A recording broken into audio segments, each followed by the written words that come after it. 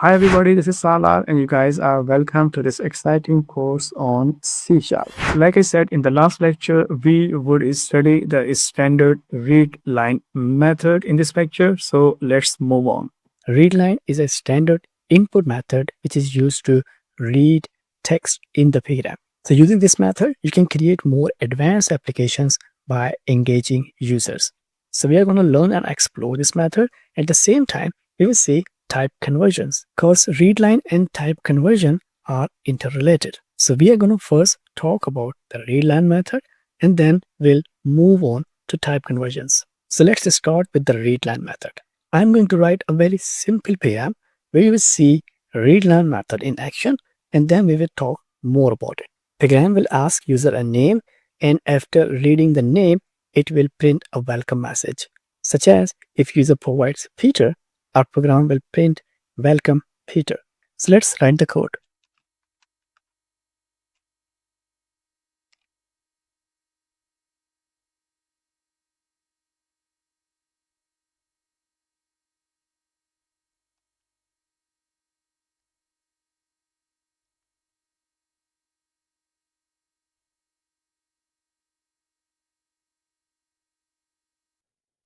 A very simple program. Here I'm using the write line method and you know it very well. Write method is another output method. Write line prints the text and sends the cursor to the new line. Whereas write method prints only the text. It doesn't put a new line. So after this message in the console, there will be a cursor. Now what will happen if I run this application? When we run this application, you will see this text in the console. Enter your name and right after that, you will see a blinking cursor. You won't be able to see the output of this statement because in between we have a read line statement. Read line, like I said earlier, is an input method. When it executes, program is stuck. So the execution of the program is interrupted by this method. So what does this method want? This method wants a user input. So in front of the blinking cursor, you will provide input text. And once you are done, you will hit the enter key. Enter key is a termination key and read line stops listening, and when it stops listening, collects the provided text and returns that text to the program. That's why when we code readline method, we code it with an assignment. So the text provided by this method is going to save in this variable. And after the assignment, our program will execute the last statement. So let's execute the program and check it out. Now you see the message, enter your name, and this is the first statement. We don't see the last write line statement, right? And the cursor is blinking. Our program is waiting for the input. And this is the read line method. So we provide a name. Let's say Peter. So Peter is the input I gave to the program. And now I will hit enter. And then you will see the last write line statement. Welcome Peter. Here you see, right? So this is how we code and deal with readline methods. And in a single program, you can have several read lines. It depends on the amount of input you are planning to work with. For example, here I'm only reading the name, but I can also read email, telephone, etc.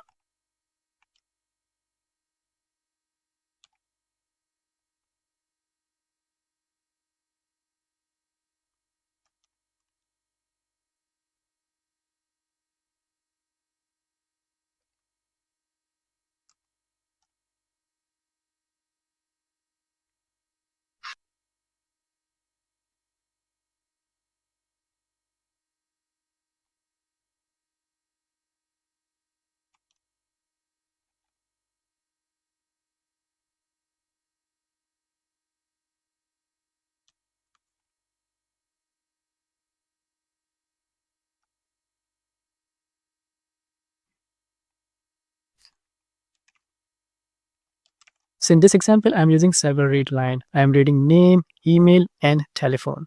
And how does it work? Let's check it out. So enter your name. This is the first read line. Let's provide a name. Enter your email. Enter your telephone. And now you will see the result. That was simple, right? And as we know, read line stops the execution of the program.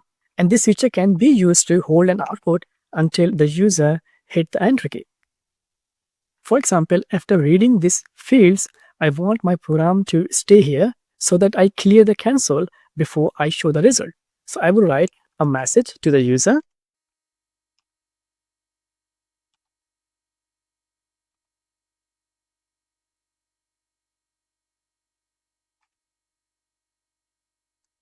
And to hold the program to go further, I will write Console.ReadLine.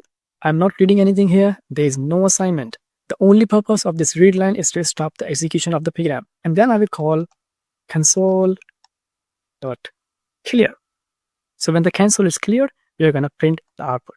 Now the program is going to stop 4 times. Here, here, here, and here. Let's check it out. So here we go. Provide a name, an email, telephone, hit enter, and now you see the message. This is the last read line which is holding our program. And when I press enter, this read line gonna release the execution, console is cleared, and the output is shown. So let's hit the enter. And here you see, only the output, everything else is cleared. So this is a very common use of read line. You can use it just to hold the execution of the program. Let's now move on. Read line seems to be a very good method, but it has a couple of issues, and we need to address these issues. Number one, if you hit enter without writing any text to the readline method, it returns a null value. Null is a special data type in programming. It's also a reserved word, and it means nothing. If a variable has null value, that means it has nothing. Variable has no reference to the memory. So null is a reserved word. If I write null here, we say it gets blue color, right? So be careful about the null value. Null value cannot be processed. So to this write line, if I hit enter without providing it any text, a null value is written. So our variable name going to get a null value instead of a valid name. In C#, there are several methods and functions which we can use to control the input and validate input. And we'll learn those methods in our coming lectures. So a null value is written when nothing is provided to the readline method. That was the issue number one. Issue number two has something to do with the type conversion. So what's the issue? Readline returns string type data, or in other words, it returns text. So if you only need to work with the text in your program, then it's fine, no problem. But if you need numbers in your program, like floating point and integers, then you can't simply do that. We have to perform type conversions because readline will return the string representation of a number. Let's say if I provide number 10 to the readline method in the console window, so it will be converted to its string equivalent like this. So you provide a real number in the console, but in the program, you get its string equivalent. And you can't simply use this format in equations. Now let's say I want to read a number.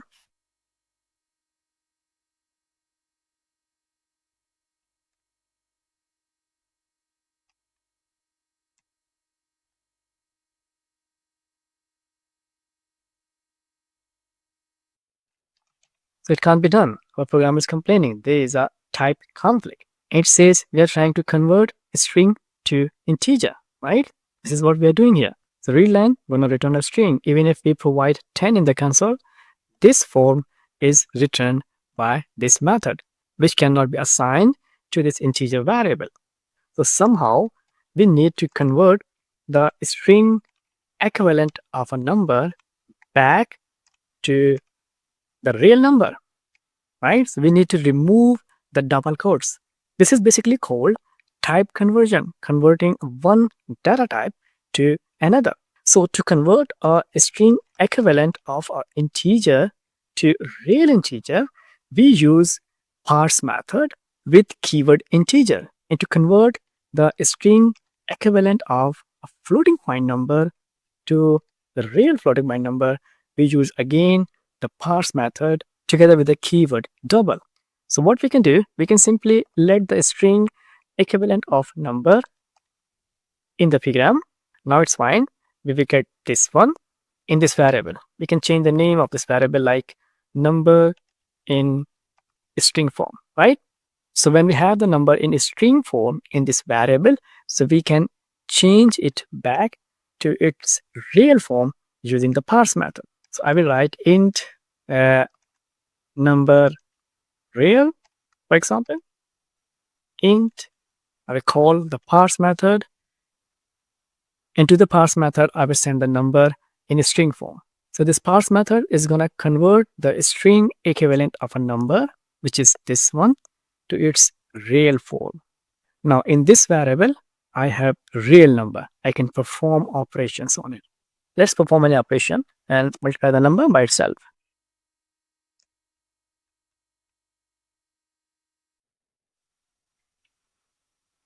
Run the program. So here we have enter a number, and if I provide 5, so 5 multiplied by 5, I will see 25 in the result, right? So we are able to read numbers with the help of type conversion. So this is how we perform the type conversion and read numbers. These two lines of code can be combined in one, which is a more practical way to read numbers in the program. So how do we combine these two lines in one? Let me show you. Read line gonna return the string equivalent of a number. So instead of saving that number in a variable, we can pass that number directly to the parse method like this. And so now we don't need this extra string variable. Let's remove it from here. So this is a more practical way. A string equivalent, which is returned by the read line, is passed directly to the parse method. Number is then converted into real integer, which is then assigned to the variable. The same way, if you want to read floating point numbers, like numbers with decimals, then you're gonna parse it as double, right? So you need a double type variable. Now you can read floating point numbers. The read line method gonna give you the string equivalent, for example 10.89, and the parse method gonna convert this equivalent to real floating point number like 10.98, right? So that was the issue number 2, type conversion, and now we know how to deal with that. Let's now move on to the issue number 3. Issue number 3 is the last issue, and you need to be very careful about this one.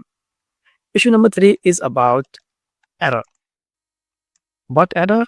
Runtime error. They are also called exceptions. The parse method can cause your program to crash, totally crash. You won't be able to do anything. So when does it happen? It happens when the parse method fails in doing conversion. And according to the parse method's documentation, there are 2 different cases where this method fails. So let's look at the documentation of the parse method. It can throw 3 different exceptions. These are the errors, runtime errors. Argument null exception, when the value provided to it is null, then you will get argument null exception. Second one is a format exception. So if you provide any string equivalent which is not a number, then you will get this type of exception. And the last one is overflow exception. It happens when you try to convert a very large number that can't be stored in 4 bytes if you are using integer and 8 bytes if you're using double. So these are the 3 exceptions, and first 2 exceptions are very common. So let me give you a demonstration of argument null exception and format exception. Argument null exception, when you try to convert a null value to the number, right? Now let's say in a program you have a null value in a variable like this, and you try to convert this null value to a number, and you will get argument null exception, right? Let's now run the program.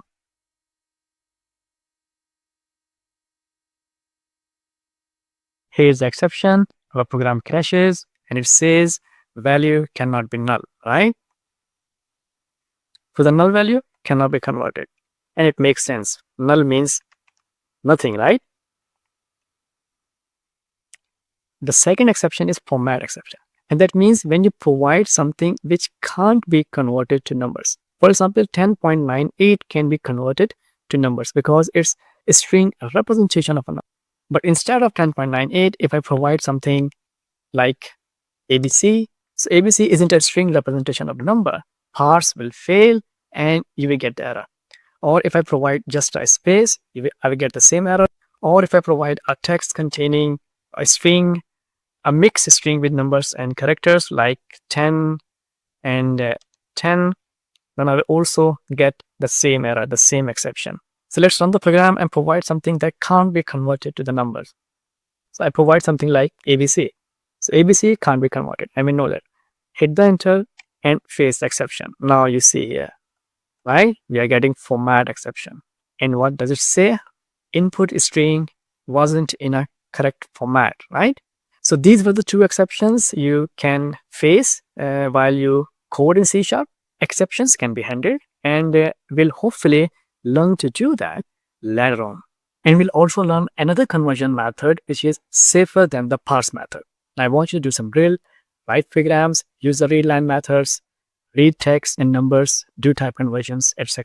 Now we can read data in our program using the readline method and print output using the writeline method. So we know how to write a program where the input and output both are functional. From the next lecture, we will start learning more operators. What we have learned so far are only the arithmetic operators. But like I told you, we have bunch of different operators divided in different categories. We need to learn all of them in order to code logic. In the next lecture, we will learn arithmetic assignment operator. I will see you there. Thanks for watching this one.